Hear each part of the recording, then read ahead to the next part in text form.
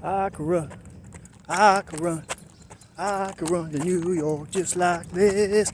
I could run all the way to New York and never quit.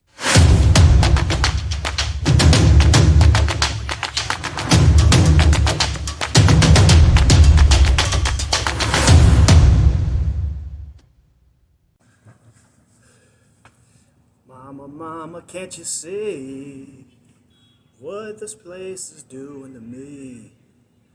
Mama, mama, can't you see what this place is doing to me? Welcome back to another episode of Grow With Me, Sawyer P, where we grow together, not apart.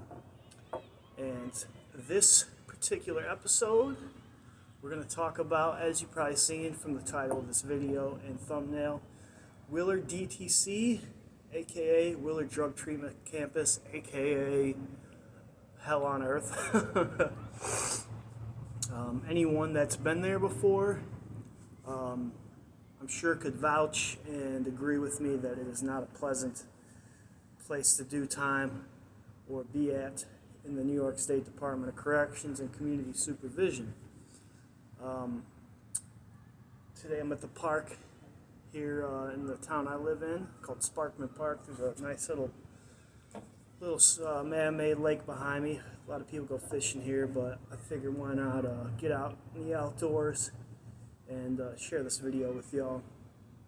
So today's episode, like I said, we're talking about Willard Drug Treatment Campus.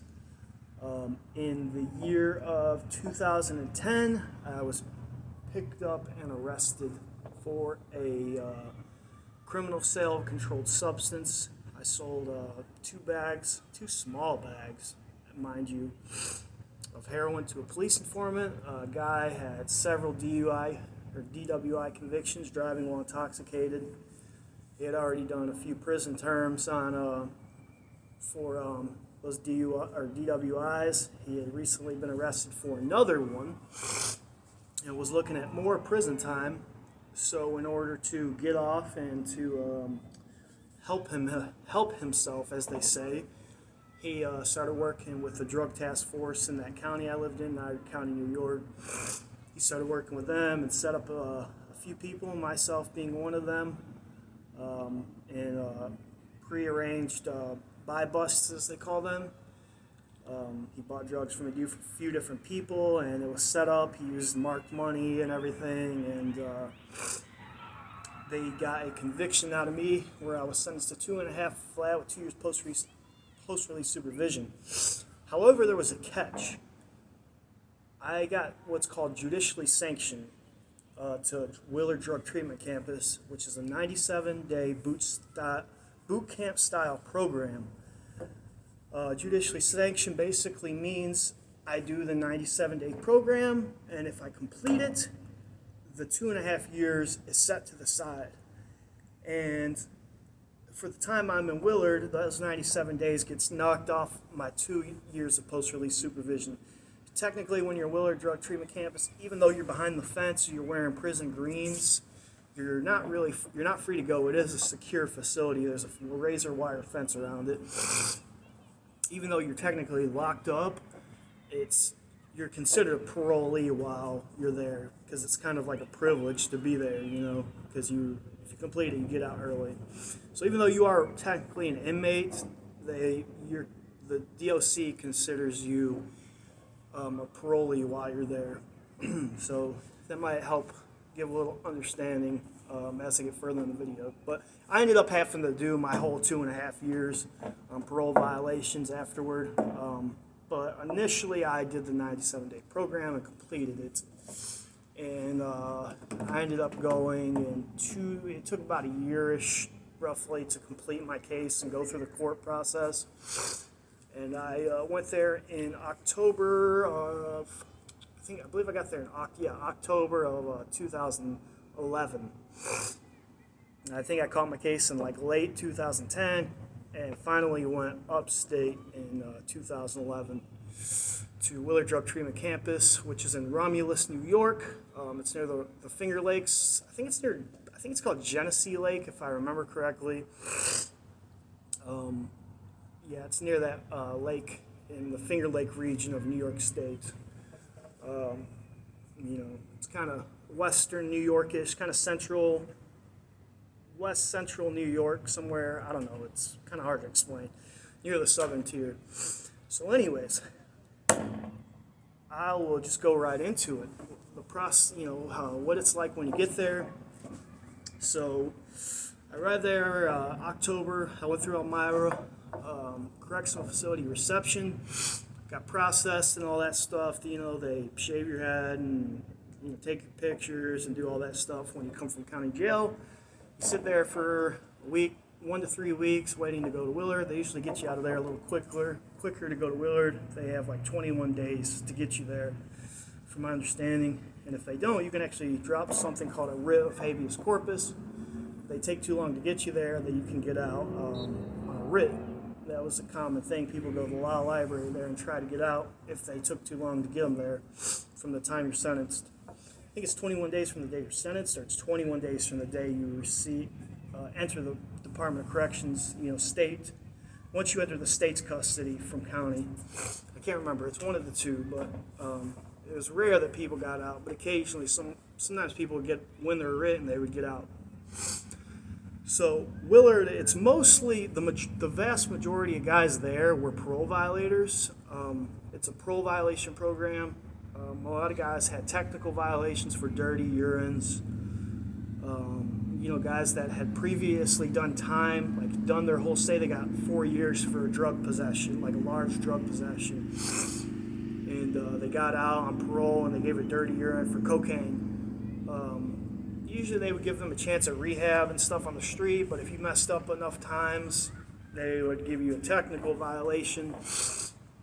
And they would, oftentimes they would say, hey, we're going to either give you a year or you can go do a 97-day boot camp style program. And the program itself is technically 90 days, but your first week is called 0 weeks, which doesn't really count towards the 90. It's supposed to be a 90-day program. 0 weeks, you're learning how the program works, how to cadence call, how to shine your boots, how to march in formation, learning all the, it's fashioned after boot camp in, say, the Army. They fashion the program after boot camps in, I believe it's the Army Handbook boot camp. Don't quote me, I've never been in the military, but it's very similar to military. As soon as you get off the bus there at the draft building, they're yelling in your face, hurry up and get the F off the bus. Hurry up, get in there. They shuffle you in the draft building. You get a few sets of clothing. You get your PT clothing, which is your physical training. PT stands for physical training. If I say PT throughout the video, that's what I'm referring to. You get some shorts, some sweatpants, a hoodie, a red shirt, shoes that you run in. Everyone gets the same thing. It's not, in prison, you can have your own personal clothes in there. Everyone gets the same thing. Everyone looks alike. You got to get your head shaved. Even though when you come through reception, you got to get your head shaved. I believe every 2 weeks there, they shave your head. So you have a buzz cut the whole time you're there. Or a baldy. I think it was a baldy, actually. They do a baldy, and, once it gets to about a quarter, half-inch thick, after 2 weeks, they buzz it down again.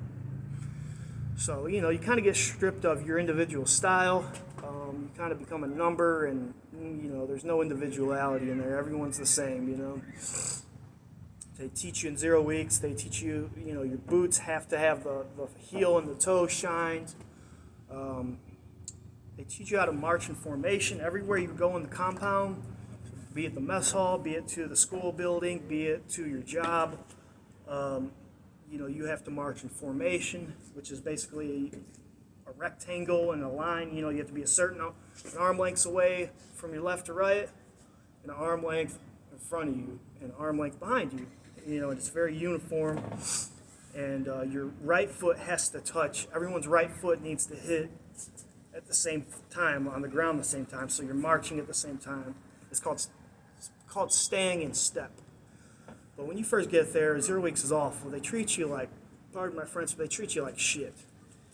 The whole mentality there of the people there, they're basically glorified corrections officers. They call them DIs or drill instructor. They treat you like hell when you get there. The ideology is to break you down and gradually build you back up the further you get through the program.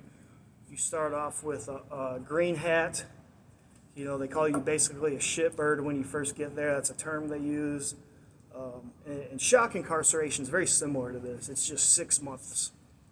At Lakeview, Moriah, there's a few different ones. Lakeview, Moriah, and I forget, there's like 1 or 2 more shock camps, but that's a 6-month program, but it's pretty much the same thing. It's just longer. You start off with a green cap. That means you're new. Basically, your first month you wear a green cap. Your second month you wear a red hat. Don't quit. It's been a while, and I believe it's red. And then your last month you wear a gold cap. That means you're getting close to completing the program. And the further you get in the program, the better they treat you. That doesn't mean they treat you golden at the end, but they treat you a little better. They start lightening up on you. Because by that point, you're pretty seasoned. You understand the program. You know what to expect. Like I said, they break you down and build you back up. They're very big on discipline. There's a saying there, Peter pays for Paul. So say we're in formation, you got to stand at attention. That's both hands at your side like this, feet together. I know you guys can't see my face, but just to give you an idea, your thumbs have to be along your crease of your pants, or they could say parade rest, where your hands have to be crossed like this behind your back and your feet shoulder width apart. You stand like this, that's called parade rest, but there's different, you have to, let's say right face, you have to turn, on your heel a certain way. Everything is very structured. But when you get there, they disrespect you. They'll call you dumbass, idiot. They'll put their hands on you. If you get too out of line, I've been grabbed and slammed against the wall, and my head pushed against the wall like this and screamed in my face.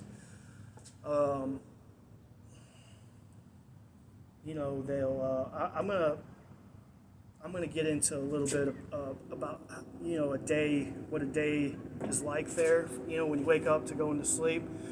But in the morning, you do PT every single morning, no matter how hot or cold it is out, rain, sleet, snow, or shine. 5:30 a.m. You're going outside. If it's really horrific weather, you have to do PT in the dorm. Like if it's super cold or super bad weather, you still have the PT, but you'll do it in your unit. But one time, I believe it was D.I. Downs. He was the DI for a different unit, and he was notorious there for being a dick to people. But I had my hat, it needs to be pulled down over your head tightly. No turning it sideways, backwards. They will beat your ass. They will put hands on you. It's very common. I had it lifted up a little tiny bit because I was sweating, and it was hot. It was kind of warm that day when I first got there. It was still a little bit warm before it started getting cold. Just letting the breeze hit my forehead, just kind of cool down. And the DI, he saw this, and maybe he thought I was trying to be cool by having my hat on loose, trying to look cool or something, which I wasn't. I was just trying to get some breeze. He comes, grabs me. We're wearing hoodies, mind you. Pulls me out of the line, shoves the guy out of the way next to me, pulls me out of the line by my hoodie, and chokes me. Or no, he smacked me in the head, back of the head first, and then pulled my cap down, pulled me out of the line by my hoodie, pulled me to the side and got my face this far. You dumbass, you think you're cool, huh? When he's talking, he spit, and when someone's in your face, they get spit on you when they yelling at you. Chewed me out. I had to run and catch back up and get my spot. My DI got on me, like, what was that about? I had to explain myself, got embarrassed in front of the whole dorm. But this was not uncommon. You see all kinds of stuff. In the morning, I'll start out what a day is like. So every morning, at 5 a.m., you hear, come over the intercom in the unit. You're sleeping in your bed. You have to dress down to your shirt. And just to clarify, sorry to change subjects real quick. 0 weeks, like I said, you're learning how to do all this stuff, how to shine your boots. You have to hem up your pants so that they're not baggy. They have to be, your cuffs have to be rolled up, and they cannot be baggy at all. You have to look proper. You know, all your seams have to be lined up, your shirt tucked in, everything. You're learning all that stuff in 0 weeks. How to shine your boots, everything, how to march, how to cadence call, and so forth. So once you make it through 0 weeks, you make it to your dorm. I was a B3 Silver Wolves. I was in unit called B3, and I was a Silver Wolf. And in the morning, so we'll start off with a day in the life. At 5 a.m., all the lights flick on. You're sleeping in your t-shirt, your boxers, and a pair of socks. Yeah, everyone has to sleep like that. You know, you don't sleep in your greens or your PT shorts or sweats. Those are only for PT. You hear, come over the intercom.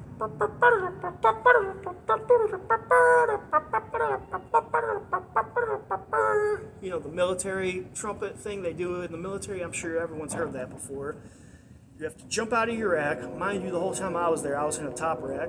They just kind of assign it at random who gets bottom and top. Unless you're old, you know, you're older and have like a physical disability, then you automatically get a bottom rack.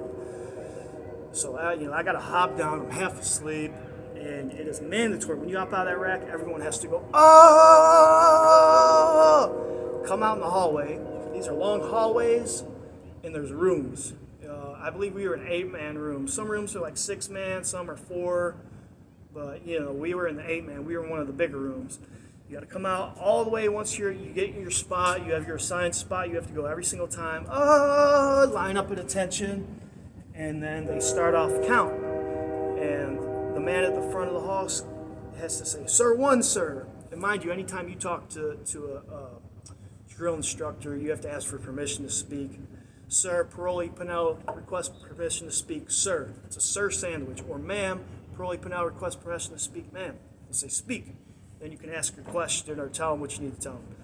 But they'll tell you to start count or start call, cadence, start the count. "Sir 1, sir. Sir 2, sir. Sir 3, sir. Sir 4, sir. Sir 5, all the way down. I think I was 37. "Sir, 37, sir." You got to yell it out. And if you screw it up, you got to start over from the beginning. They might make you do push-ups. A lot of time, punishment is PT. Some type of push-ups, or they'll make you go into a front lean and rest position, which is push-up position down on the ground. Make you sit there for 5 minutes. Stuff like that. And if I screw up, the whole dorm pays for it. If John screws up, the whole dorm has to pay for it. We all get punished because we're supposed to hold each other accountable. So anyways, once we finish count, he'll say break. And after, break, everyone break up.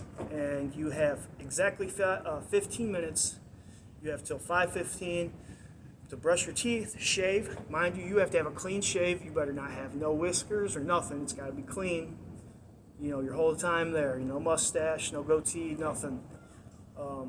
Shave, brush your teeth, put your clothes on, get dressed, and be back out in the hallway and lined up in your count spot by 5:15. And then we all go out to the PT grinder, which is basically a giant parking lot. That's what it looks like, of asphalt. That's where the whole entire Willard, everybody has to go out there to work out, even the females. But they're kind of separated off a distance from us, to where we can't talk to them. You get caught talking to them. Females went to this facility too. You get caught talking to them or anything, you're in big trouble. So, God, they were ugly. I'm sorry, no hate on women or nothing, but man, they shaved their head, and the way that the uniforms looked on them, it just did not give them much shape anyways, so they're not trying to make you look good or have any style in there anyways. So anyways, at 5:30, you're expected, everyone's supposed to be out there at 5:30 in your spot, the same spot every day. You do PT, push-ups, different, start out with stretches, push-ups, various types of sit-ups, planks, all kinds of different exercises. Then you get up and we run around the facility. There's walkways everywhere, and you got to walk, and the whole time we're calling candidates, "I can run to New York just like this," and it kind of gets you hyped up. There's some camaraderie. I will be honest with you, there is some camaraderie and unity. It kind of brings you together, and there are some enjoyable moments, the unity and camaraderie, and they want that. That's a goal for them, to try to teach you healthy things and how to enjoy life in a healthy way. The majority of the time it's not fun, but that is one of the good things. Once we finish, we go straight to the mess hall, we eat chow, and chow, mind you, chow. They do feed you better food there, like scrambled eggs. Sometimes I think there's hard-boiled eggs, bacon, sausage. They had home fries a lot, which they were disgusting. I know home fries are usually good, but the way they did them, they were kind of gross. And you could eat as much as you like of certain things. Like you couldn't get as much as you wanted of bacon. You could have as much milk as you want. They had milk on the tables. You could have as much potatoes, any kind of like carb, like your rice, your noodles, potatoes. You could get as much. You get as much peanut butter as you want. They serve peanut butter and jelly with every meal. When you go through the line, you do this, this, or this. Like if you're really hungry, because you can't talk in there at all. That signifies to the mess hall worker you only want a little bit. That's like a decent amount. That means a lot. And you are expected to eat every bit of that. If you don't, you're going to have to wear that. You know, there's going to be a price to pay. You have a front pocket on your shirt. Say you didn't finish, say we had spaghetti that day. You didn't finish all your spaghetti.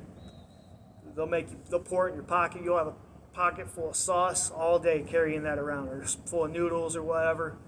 For the rest of the day when you're wearing whatever you're wearing, you know, you got to wear that all day. Well, in the morning you're in your PT clothes, but at lunch and dinner you're in your greens, you know.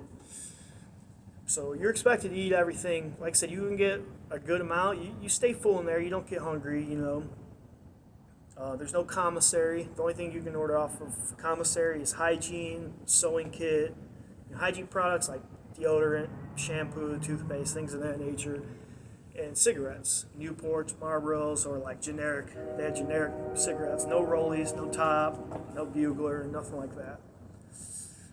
After we finish eating, you get to eat in complete silence.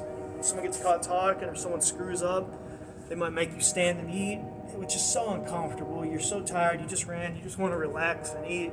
It's so uncomfortable holding your tray and eating. Sometimes they'll make you kneel on your chair. It's so, you know, it doesn't seem that bad, but trying to hold your plate, it's so uncomfortable. And you know, as you get full, you kind of get tired. You know, sometimes they'll make you go outside and stand and eat. There's seagulls like flocking around us, you know, trying to get near us because we got food. It's awful. You know, so you're expected to not, like I said, that's all it takes is one person screwing up, and everyone has to do that. Once we get done, we go back to the dorm briefly. We get to take a quick shower. You know, it's timed. I think it's like 6-7 minutes per 10 people because, you know, there's like shower heads on the wall. You know, about 7 minutes. You know, they'll tell you when you got 1 minute, you know, 3 minutes, 2 minutes, 1 minute. So you got to hit the hot spots quick, you know, clean up, hit your butt crack, hit your armpits, your nuts, all that, and boom, you better get out, you know. And after that, you go to your programs at the school. Some people, if you already had your GED or high school diploma, a lot of time you could be a tutor, or you could study I was interested in real estate, so I was trying to learn about real estate. Oftentimes I would tutor and help people because I had my high school diploma already.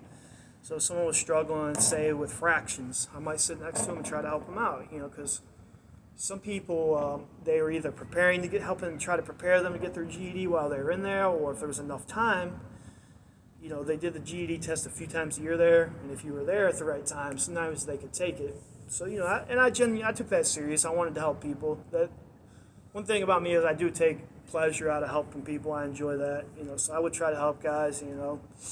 Any other time I was taking notes about real estate. You had to do something. They wanted to see you putting something on paper, you know, just to, even if it just means looking busy, you know. After that, you went back to we'd be there a few hours till around 11-ish, 11:15, 11:30, somewhere in there. We have lunch. After that, we break. We got our job. I had outside clearance. Fortunately, I was a lower security guy. I got to work on the garbage truck. We got to go outside the facility sometime and do work around the lawns and grounds. There was a cabin owned by the state right on the lake. This is right on the Genesee Lake. I think it was Genesee Lake was the name of it. They would hold events for like the correction officers and DIs there. And we would clean that. You know, it was like an event center basically. It's like a log cabin type setup. We'd go there and clean it, things of that nature. But usually we worked we would collect recycling, boxes, paper. If there was a recycling building, we would bring it there, and they would crush it, compact it, bind it up, and, you know, do whatever they do with it, you know, find a way to recycle it, you know. It's one thing about the state is they're very good at being self-sufficient and economical and finding ways to save money and stuff like that and making good use out of the inmates. And you get a little bit of state pay. I don't know, you might make like 70 cents a day or something like that. But it's cool. We'd ride on the back of the truck like a garbage man, or inside of it. It was like a box truck, and we'd get to ride around, get some fresh air, get to be outside the facility. Only certain people could do that, so it was a privilege. Throughout the day, you get your occasional smoke break. After we finish our jobs, we come back. I'll get right off the garbage truck, and we would go in. We have our chow, and after that, we usually in the evening we have programs. It is a drug treatment program, so it was group. There was a community meeting. So let me talk about the community meetings. Every once a week. It was once a week or every 2 weeks. This was 2011, so it's been, 12 years now. So forgive me if I'm slightly off on this, but you had an evaluation. They evaluated your progress, your attitude, how well you're adjusting to the program, and you could get hit or fail your eval, or you'd pass. And I only failed one eval there, and I'm going to tell you guys the story about how that happened. So during our community meeting, there was something called pull-ups. A pull-up, there's a box on the wall in the hallway in the dorm. Everyone has one where you had to drop a slip in there. Basically, it's a glorified snitching. You're telling on somebody. And during our community meeting, they would call your name. You'd go to the front. You'd read your pull-up. Then the person that the pull-up was for would have to come to the front, and everyone would give him feedback. And he could either accept it gracefully, or sometimes they'd argue, and it turned into a big fight. And not a fight, but even though I did see a fight while I was there, it's not to turn into a big deal. And one time, the only time I got hit on my eval was because of this. One day, like I said, I had outside clearance. I worked on the garbage truck. I got off the truck one time. Well, every time they would let us off right at the mess hall because we were outside clearance workers. Everyone else would be coming back from wherever they were doing their job. They would already be in a platoon, but we'd kind of come back separate, me and like one other person. And I got pulled up because the person was trying to humiliate me. Usually you would pre-plan these things like parolee Johnson pulls up parolee Diaz for forgetting to sweep the room or something stupid. They would pre-plan it. That way no one got in serious trouble. Like say you got caught smoking in the room, that's something you get kicked out of the program for. So it'd be little stuff because you're expected to hold each other accountable. And if there was no pull-ups, we get punished for it because they force us to hold each other accountable. So this pull-up, I had no clue. Someone tipped me off to there was this dude, Don, I won't say his last name, but this pissed me off. It's bullshit that he did this, but he dropped a slip in the box saying, pulling me up because I got off the garbage truck smelling like trash, which I didn't smell like. We didn't even deal with trash. We dealt with paper and recycling and came directly into the mess hall to get food smelling like garbage. Like I have any control over it. They forced me to do this. Plus, we didn't really deal with trash. We dealt with recycling. He was trying to make me look stupid in front of the dorm. And I went in the box. I pulled the slip out and ripped it up. And me and him almost got in a fight over this. And he put another one in the box. I kept going in and ripping it up. And then he told on me and someone else. It was a real weak move. Dude was weak. Honestly, if we were in a regular facility, I would have fought him over it. It was some bullshit. Pardon my French, but it was. The way dude was, he was acting real lame about it. And me and him both got held accountable. Once the community happened, there was kind of like a confrontation. Me and him had words in there. I wanted to punch this dude in his face so bad. I'm not even gonna lie. And he was getting kind of mouthing off to me, getting verbally aggressive. But I would have no problem fighting. But anyways, we both got hit on our eval for our not taking accountability and going in the box, and we both got hit. Once you get hit on 3 evals, then you can get recycled. They can recycle you. They can keep you there an extra month or make you redo the whole program over from the beginning. So that was one time I got hit. But yeah, there was just so much lame stuff. Sometimes say you and your roommate got in a yelling match. Sometimes people in there fart and they stink and they don't excuse themselves or try to. I'm going to give you guys an example. They like to humiliate us as inmates, well, parolees in there. Say someone in your room farts a lot, and they stink, and they ever excuse themselves, and you get in a big argument. This is just an example. You almost get into a fight, and the CO comes up, you get caught, they might make you and say it's inmate or parolee Davis. You and parolee Davis were going to have to carry a log. They have these logs that say like teamwork on them, or friendship, or integrity carved into it and painted where they paint the letters.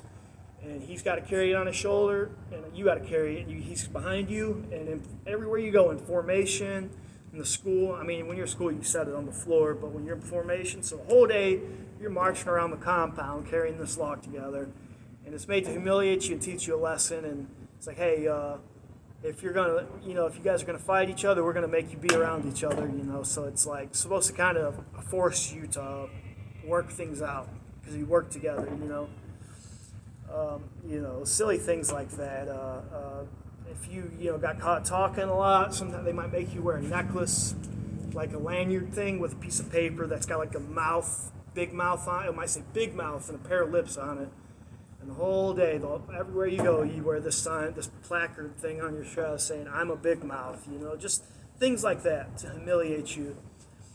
One time we were out in PT, we kept screwing up. We weren't calling cadence loud enough because, like I said, that's cadence is, your left, your left, your left, right. We fired up. That's where we when we march, we have to say that. Everyone has to loudly, not like quietly, but loudly. And we weren't doing it loud enough, and the D got pissed at us. The D was an ex-Marine.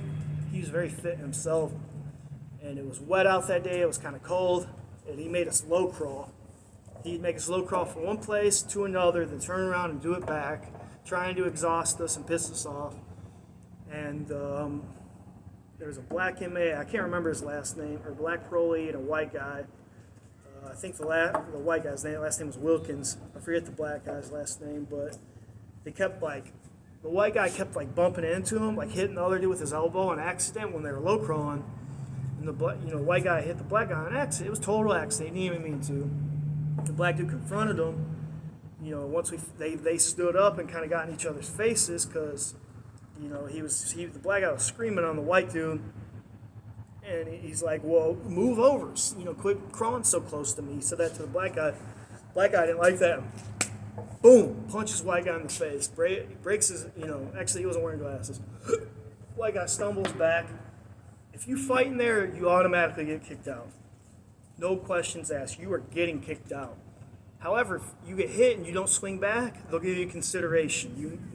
There's a good chance you won't get kicked out unless you did something pretty major to antagonize the fight. Well, that Marine DI, mind you, this dude's about 6'3", pretty strong, healthy dude, probably around 30 years old. You can tell he stayed in shape. He runs up and, he jumps and Superman punches the black dude, knocks him out clean, busts his glasses off his face, knocks him clean out, pulls the pin on his radio. All the COs come. They kneel on him and, put cuffs on him. I thought it was a bit extreme because this was an older guy. Both of them were old. They were in their 50s, He could have hurt him, man. It wasn't, he could have took him down or something. It was unnecessary. My battery's getting low, y'all, so I better wrap this up. But, just crazy stuff. Crazy program. But I ended up completing it. I only failed one eval. That place is haunted as well, by the way. We hear weird noises at night. It was very old buildings. It used to be a mental asylum back in the day. We completed it. Later on, I ended up violating and having to go back for 18 months. Pretty much had to end up doing my whole 2.5. But crazy program. I don't recommend it. However, it's better than doing the 2.5 that they set to the side. You know what I mean? But crazy place. By the time at the end of the program, they start treating you better. We get to watch TV and stuff watch movies your last week, less programming and stuff like that. But anyways, I appreciate you guys so much. I hope this was enjoyable. You learned something about this silly program called Willard D.T.C. Now I believe they closed Willard and it's in Lakeview. They merged it with Lakeview Shock, and it's like a separate units off to the side from the Shock units. Last I read, I think that's correct. But crazy program, crazy. I did learn some good stuff from there about discipline and stuff, so it wasn't totally, it was beneficial. I learned a little bit about calisthenic workouts. But stay out of trouble, stay out of jail. It's not a place you want to be. So much other stuff happened that I could go on talking about, but it's not a place you want to be. From the awful COs to terrible programming. You can't sit on your bunk. You got to sit on the floor all day. Once you made your bed, you get caught sitting on it, you're going to get punished and do PT. It's just not a place you want to be. But once you get out and get that certificate of completion, it's a good feeling, because that place is a madhouse. And like I said, that place is haunted. I very much believe those type of atmospheres can stimulate drama and anger and things like that, but that's a whole different subject. But if you guys enjoyed this video, please hit like, subscribe, follow. Plan to drop another video here soon about, well, I won't give it away now, but plan on dropping a good video tomorrow or the next day. I love you guys. Follow, like, subscribe, hit the notification bell. Follow me on social media, Instagram, TikTok. If you ever feel like doing a Cashapp, cool. If not, that's cool as well. I love you guys. Hope you guys having a good night. And thanks for watching Grow With Me, Sawyer P. And we grow together, not apart. Peace out.